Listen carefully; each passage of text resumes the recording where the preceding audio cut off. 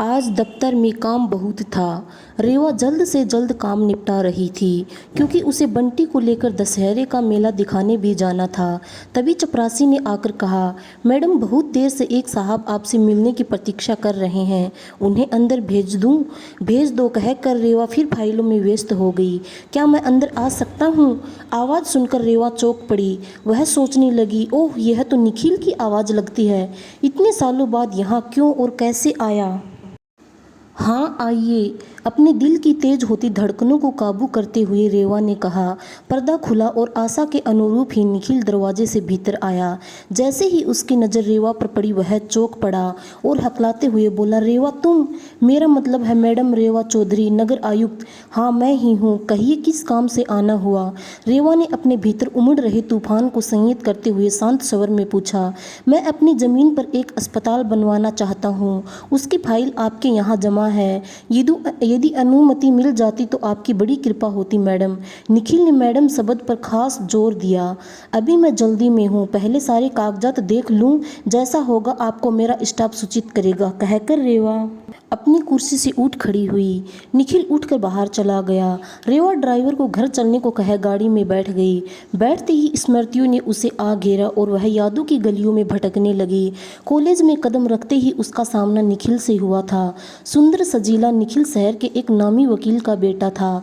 College की हर लड़की निखिल की दीवानी थी और कक्षा में लड़कियों के बातचीत का टॉपिक भी निखिल ही हुआ करता था। रेवा के माता पिता शिक्षण से जुड़े थे और वह मध्य वर्गीय परिवार से थी। गोरा रंग, लंबे बाल और तीखे नैन नक्श रेवा को खूबसूरत बनाते थे। वह पढ़ने में भी काफ़ी अच्छी थी, इसलिए लड़कियों के बीच निखिल के प्रति दीवानगी देख वह हंस कर रह जाया करती थी। उसे निखिल जैसे लफंगे लड़के बिल्कुल भी पसंद न थे। कॉलेज आरंभ हुए लगभग 5 महीने बीतने को थे कि एक दिन कॉलेज के सभी विद्यार्थी शहर से थोड़ी दूर स्थित जलप्रपात पर पिकनिक के लिए गए। वहां दोस्तों की फरमाइश पर निखिल ने कई गीत सुनाए। रेवा ने महसूस किया कि निखिल गीत गाते समय बार बार उसी की ओर देख रहा है। न जाने क्यों रेवा को भी निखिल का उसे देखना अच्छा लगा। धीरे धीरे रेवा निखिल की ओर खींचने लगी। शायद उसे इस बात का गर्व होने लगा कि जिस निखिल का पूरा कॉलेज दीवाना है, वही निखिल उसे चाहने लगा है। अब निखिल और रेवा के प्रेम के बारे में सभी को पता था और कॉलेज की लड़कियां रेवा की किस्मत से ईर्ष्या करने लगी थी। फाइनल ईयर खत्म होने को था। परीक्षाओं से पहले एक दिन निखिल रेवा को जिद करके अपने घर ले गया। उस समय निखिल के घरवाले किसी विवाह में शामिल होने के लिए बाहर गए हुए थे। निखिल ने मौके का फ़ायदा उठाना चाहा था, परंतु रेवा किसी तरह वहां से बचकर आ पाई थी। उसे वापस घर पहुंचने पर निखिल से और स्वयं अपने आप से नफरत होने लगी। रेवा सोचने लगी, आज तो अनर्थ हो ही जाता, गलती मेरी ही है। मैं ही निखिल की बातों और प्यार के झूठे खेल में आ गई। मैंने क्या सोचा था और वह कैसा निकला। फाइनल की परीक्षा देकर रेवा दूसरे शहर चली गई और सिविल सर्विसेज की परीक्षा की तैयारी में जी जान से लुट गई। अथक परिश्रम और प्रबल इच्छा शक्ति से रेवा ने सिविल सर्विसेज की परीक्षा उत्तीर्ण भी कर ली। उस दिन के बाद रेवा ने निखिल से अपने सारे संबंध तोड़ लिए। हालांकि निखिल ने रेवा की सहेलियों के माध्यम से 1-2 बार संपर्क करने का प्रयास भी किया, परंतु रेवा का तो जैसे प्यार से विश्वास ही उठ गया था। आज इतने सालों बाद भी रेवा ने विवाह नहीं किया था। एकाएक गाड़ी रुकने के साथ ही रेवा की तंद्रा टूटी। माँ ने दरवाज़ा खोला तो वे रेवा का चेहरा पढ़कर बोली, क्या बात है, तू इतना परेशान क्यों दिख रही है? कुछ नहीं माँ, ऑफिस में ज़्यादा काम था। बंटी कहाँ है? उसको आज मेला घुमाने का प्रॉमिस किया था मैंने। रेवा माँ से पूछ बैठी। बंटी तो बहुत देर से सज सवर कर बैठी है तेरे इंतजार में। कुछ नहीं तो 10 बार पूछ चुकी है कि मम्मा कब आएगी। बेटा तू कब तक विवाह नहीं करेगी? ठीक है, तूने बंटी को अनाथ आश्रम से गोद लिया है, परंतु उसे भी तो पिता का प्यार चाहिए। और क्या तू नहीं चाहती कि तेरे अपने भी बच्चे हों? फिर लोग भी कैसी कैसी बातें करते हैं कि तू कुंवारी होकर एक बच्ची की माँ बन गई है। माँ ने हमेशा की तरह रेवा को समझाने की चेष्टा की। तब तक 4 साल पहले छोटी सी प्यारी सी गोल मटोल बंटी वहाँ आ गई और रेवा के गले में बाहें डाल दी। मम्मा मैं कब से आपका वेट कर रही थी, मेला देखने चलो ना।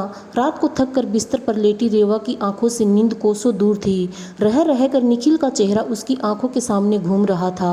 निखिल उसका पहला और आखिरी प्यार था। रेवा सोचने लगी, पता नहीं निखिल ने विवाह किया होगा या नहीं। क्या पता वह भी अभी तक मुझे भूल न पाया हो, परंतु अगले ही क्षण उसका दिमाग उसकी भावनाओं पर हावी हो गया। यह कैसी मूर्खतापूर्ण बातें सोच रही हूँ मैं। निखिल का विवाह हुआ हो या नहीं, उससे मुझे क्या फर्क पड़ता है। निखिल ने अपनी दौलत के नशे में चूर होकर मेरे प्यार का अपमान किया। वह मुझे एक बेजान गुड़िया समझ मेरी भावनाओं से खेलता रहा। यह तो अच्छा हुआ कि सही समय पर मेरी आंखें खुल गई और मैं उसके चंगुल से बच निकली। क्या विवाह करना ही किसी नारी के जीवन का मकसद होना चाहिए? क्या पुरुष के बिना नारी संपूर्ण नहीं? आज मैं सशक्त हूँ, मुझे दूसरी बच्चियों और महिलाओं को संबल प्रदान करना चाहिए।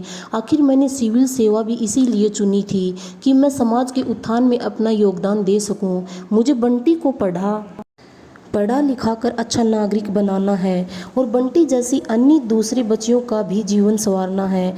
अब रेवा के दिमाग की उथल पुथल शांत हो चुकी थी और वह सोच रही थी कि कल ही वह निखिल की फाइल पर उचित कार्यवाही कर अपने स्टाफ से निखिल को खबर भिजवा देगी, जिससे निखिल को फाइल के बहाने उसके ऑफिस में बार बार आने का अवसर ना मिले। रेवा के जीवन से भी रात के काले अंधेरे विदा ले रहे थे और एक नई भोर का आगमन हो रहा था। कहानी को पूरा सुनने के लिए थैंक यू दोस्तों। अगर ऐसी ही नई नई और अच्छी अच्छी कहानियाँ सुनना पसंद करते हैं तो हमारे चैनल को सब्सक्राइब जरूर करें। धन्यवाद।